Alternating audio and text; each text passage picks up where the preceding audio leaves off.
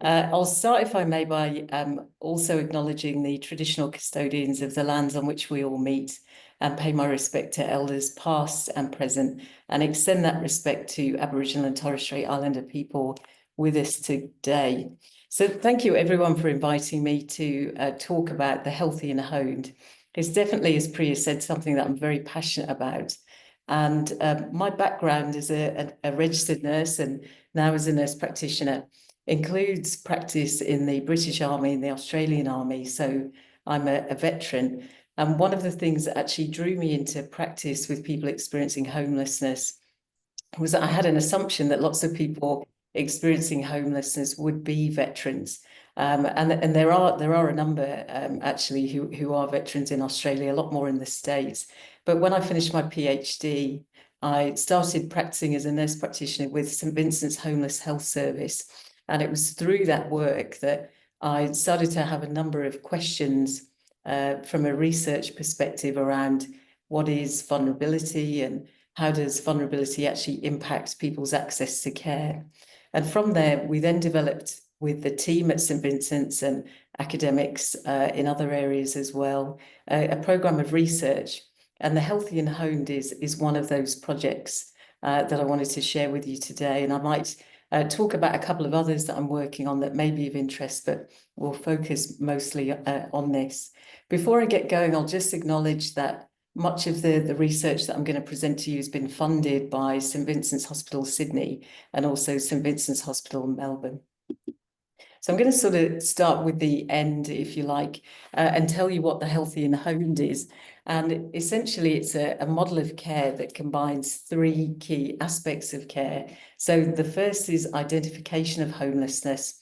I thought John's introduction to the social determinants of health was really, really helpful in terms of framing, the impact of things like where we live, what we eat, even who we're socializing with on our health and well-being. And the Healthy and Honed is designed to improve access to care through the emergency department for people experiencing homelessness. And the first step is actually identifying where people live and whether they've got stable housing or whether they're precariously housed or whether they're experiencing any level of homelessness. It still beggars belief in my mind that, in public health services, we don't actually actively screen for homelessness. I almost think we should be doing that in schools as well, because the impact of homelessness on people's health is just so profound that, once you know that somebody's precariously housed or homeless, gives you that opportunity then to do a really comprehensive and to try and address some of those issues. So the second component of the Healthy and Honed, as you can see there, is to do some sort of an assessment. And where this project began, and I'll explain that in a second, is with actually developing an access to care tool.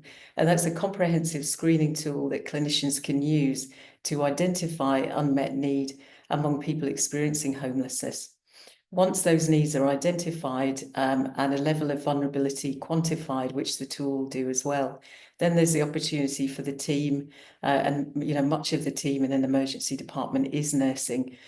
So some of this would be nurse-led, but doesn't have to be. It's really designed to be a multidisciplinary model of care. The next step is ED care planning. And that can involve timely mobilisation of resources that already exist. So it's not always necessary to have new resources or people specifically rolled to undertake care for people experiencing homelessness. It can form part of everyday practice. And we've designed over the last 5 years a decision guide that supports the access to care tool that's based on these 5 principles of housing, health, hunger, hygiene, and hello. So, it's not beyond clinicians within the ED to link people to temporary accommodation services and then link people into the community to services that can actually start helping people fill in housing referral forms and the like. Obviously, health is the focus when people go to the emergency department. So addressing both mental health, psychosocial and also physical health needs is important, and that might involve an admission so that then you can gain more collateral information, maybe do some further treatments and assessment, but it also might involve discharge to community services.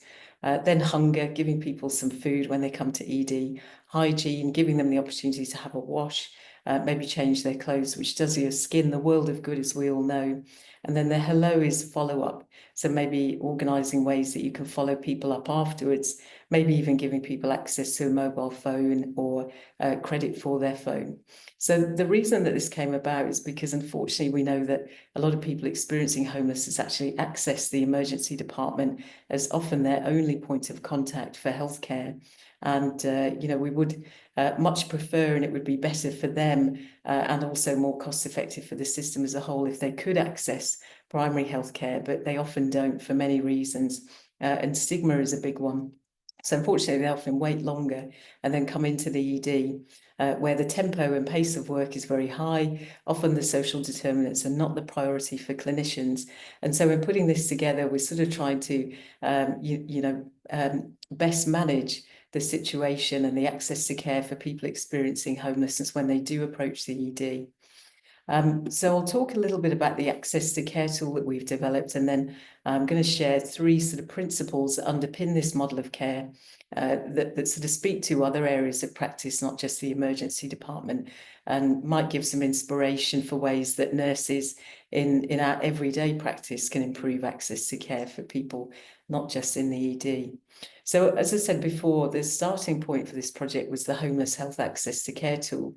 And when I was working with the team at St Vincent's Hospital Sydney in the Homeless Health Service, I started to wonder, is it possible to quantify vulnerability?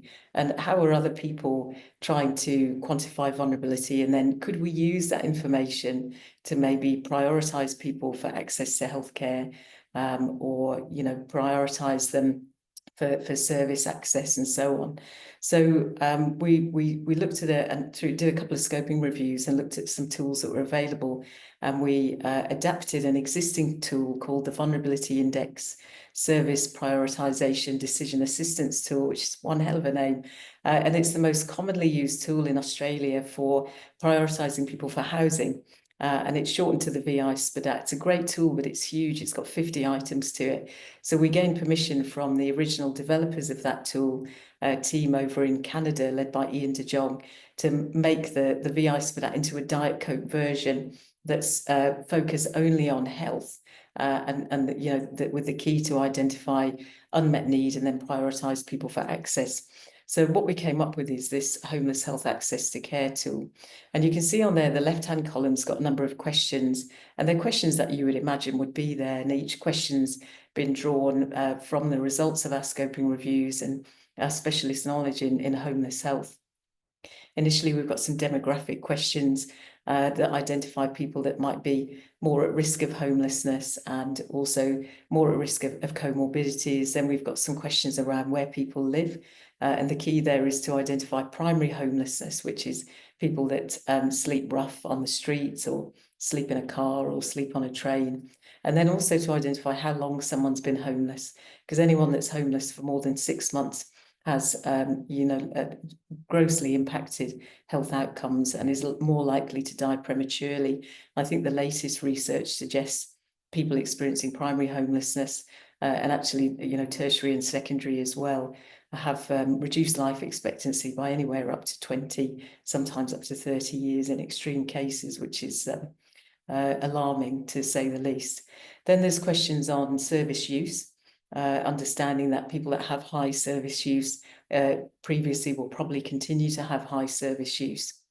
Then there's some questions on health, physical health, mental health, drug and alcohol use, questions on disability, and then we end with question on intimate partner violence and whether people feel threatened in any way by anyone.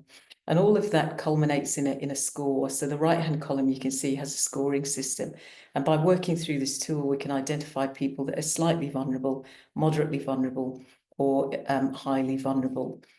And the definition of vulnerability that we use is a combination of a person's burden of illness and injury combined with their ability to access healthcare and social supports. And then by virtue of that level of vulnerability, we can then identify those unmet needs, plan care to address them, and maybe prioritise people as well. So this is a body of work that started in 2019, and we did, as I said, a couple of scoping reviews, identified the tool we wanted to adapt, used a Delphi process to adapt the tool, and we shrunk it down by half from those 50 items of the bigger tool down to 25 now in our smaller tool. We then did some very pilot psychometrics just to identify internal validity, and then having a look at reliability. And we did things like I wrote some fictitious case studies and then asked people to instinctually rate them as high, moderate, or low level of vulnerability. And then we used the tool to screen those same case studies just to identify, how valid the tool might be in identifying vulnerability and then looking at things like reliability. We also applied the tool to some people experiencing homelessness, living in Tierney House, which is a step-down facility at St Vincent's Hospital in Sydney. And I asked them, were the questions reasonable? Did they, were you confronted by any of them? So on and so forth, because the last thing we want to do through screening is actually do any harm. And we have recently done a feasibility RCT where we've implemented the tool to St Vincent's Hospital, Melbourne, to understand how easy it would be to test the tool on a larger scale. And we found that the tool was acceptable to both the clinicians that were using the tool and also to the people receiving the tool, which was great. It's also given us a lot of data in terms of the demographics of people experiencing homelessness that attend the service there, and also their comorbidities. More recently, we've done a cohort study where we applied the tool to people experiencing homelessness at St Vincent's Hospital in Sydney in the ED. And the purpose of that was to identify how many people were actually returning to the ED within 28 days, and what was the difference between people experiencing homelessness and people in stable housing. And we found a significant link between homelessness and representations to the emergency department within 28 days. We also found significant link between trimorbidity, which is presence of a physical ailment, mental health ailment, and also use of alcohol or other drug among people experiencing homelessness. So we're building up, as I said, towards a multi-site, some sort of a step wedge, probably randomized controlled trial in the future, so that we can test the tool more thoroughly. So in terms of sort of broader application, because the research that we've done so far is focused only on the ED, it's really underpinned by three key ideas. And the first idea is that inequity isn't always obvious by looking at someone. And that's why we need to screen people actively for things like homelessness. I feel the same about domestic and family violence, which is another area that I've been researching in. The second idea is that health disparities aren't insurmountable, that there are services available to help, and it's really a matter of linking people to them. And that's within all of our remits as health professionals. In my mind, it's linking, as John said so well, the social determinants of health without other assessments, that they're not something separate. They're a fundamental part of who we all are. The conditions that we're born in, that we live in, that we work in, that we play in, so to speak. And so they shouldn't be separated, should be a very holistic approach to care. And then finally, that inequity impacts the way people actually access healthcare, and we need to design services with people rather than for people. So I'll just expand on those ideas very briefly. So we know that inequity isn't always obvious, and the recent census told us. Excuse me, Professor Currie, it's 2 more minutes. Sorry for disturbing you. Right, okay. I'll just whiz forward. So in terms of those 3 points, I think I lost time on faffing around with my screen sharing tonight. Crumbs. There's one thing that I'd really like to share with you before I finish then, which is a tool that I use an awful lot in terms of any research around access to care. And it's called the Levesque Access to Care Framework. And Frederic Levesque is I think he's the chief executive of the ACI, the Agency of Clinical Innovation in New South Wales, which is one of the pillars of New South Wales Health, as you guys know. It has this great definition of access to care, which is that it's the opportunity to identify healthcare needs, seek healthcare services, reach or obtain or use healthcare services, and actually have the need for services fulfilled.